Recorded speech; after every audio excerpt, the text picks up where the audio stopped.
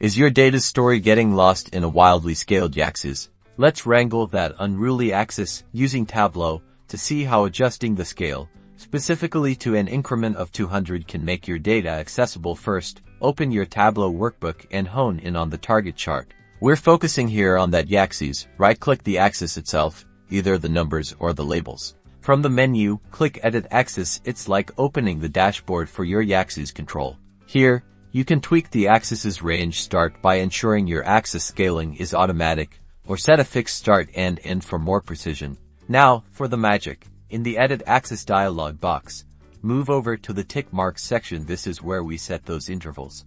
Under Major Tick Marks, select Fixed, then enter the desired interval value in the number box to create increments of 200. Type in 200, hit OK, and behold, your chart is transformed with clear, incremental values. You can effortlessly track your data trends now.